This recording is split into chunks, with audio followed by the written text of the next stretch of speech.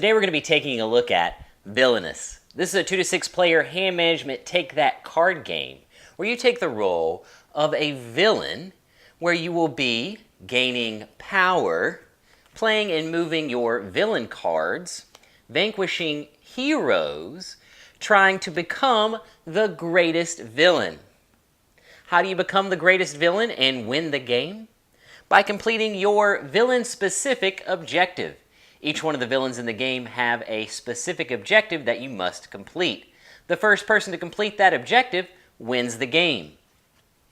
Now that we know what the winning condition is, let's take a look at the components, setup, and how a round and turn work in Villainous. Now let's look at the components. In each of the 6 villains, you have your villain board, which has all of your villain locations,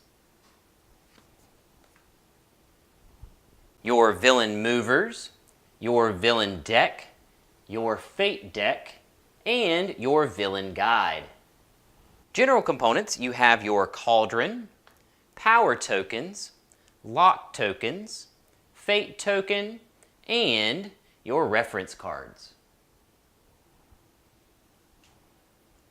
Now let's look at the setup.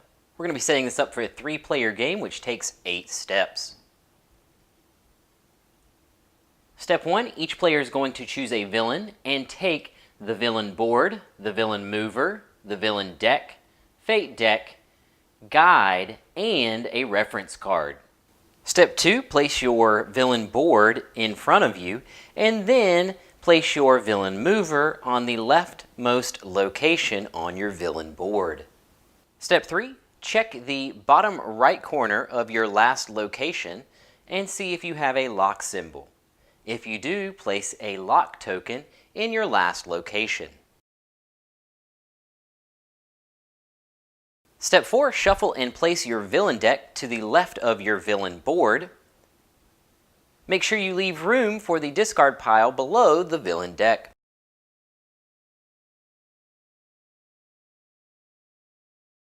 Step 5, draw your starting hand of 4 cards from your villain deck. Step 6, shuffle and place your fate deck. Make sure to leave some room below your fate deck for the fate deck discard pile. Step 7, place the cauldron in the center of the play area with the power tokens in the cauldron.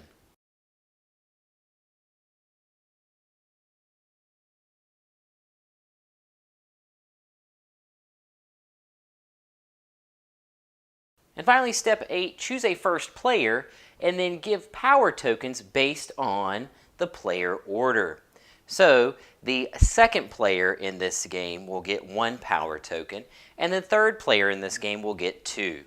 So let's say that Maleficent is the starting player, and that means that Captain Hook would get 1 token and the Queen of Hearts would get 2.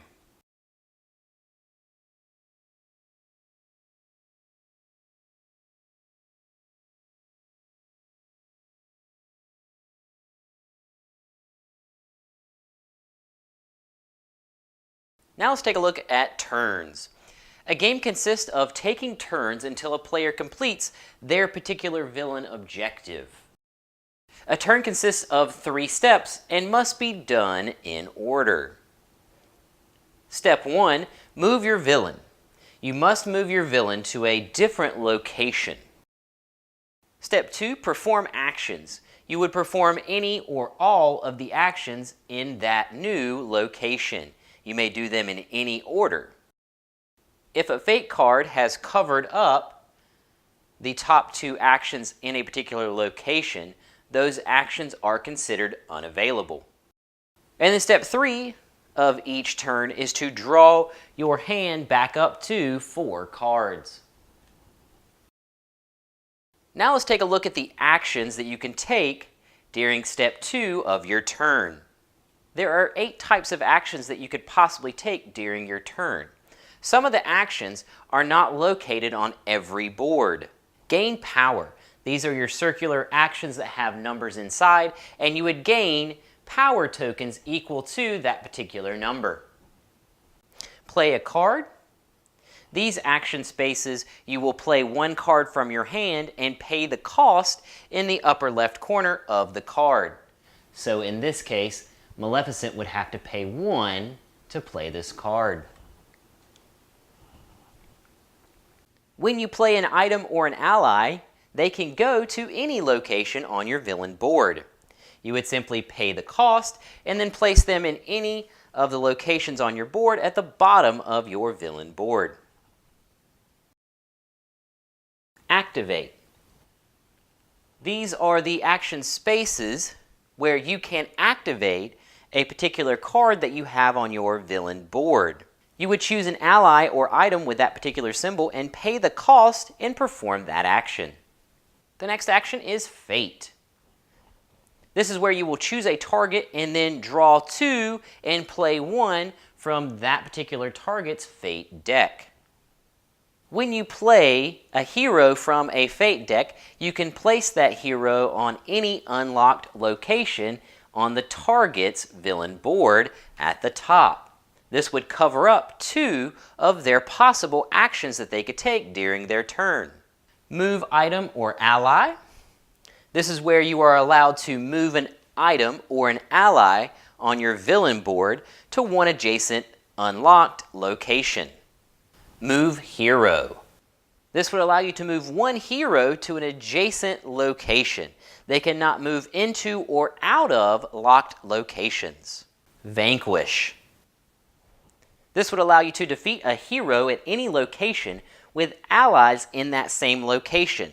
The allies have to have a greater than or equal to strength level, which is located in the bottom left corner of the ally card. The hero's strength number is located in the bottom right corner of the hero card. And then finally, discard cards. This action would allow you to discard as many cards from your hand as you wish. Now let's look at the types of cards. You have ally cards. They are used for their abilities and to help defeat heroes. You have hero cards. These are found in your Fate deck. They go in any unlocked location. You have items. They go in any unlocked location. Some of the items do have activation on them, like you see here, that would allow you to use your activate action. There are effect cards. These are one-time events, and you must pay the cost in the upper left corner. And then finally, we have condition cards. These are played during an opponent's turn when the particular condition has been met. When playing these cards, you have to wait to draw back up to your hand limit of 4 until the end of your next turn. There are additional types of villain-specific cards, like curses, that are located in the villain guide.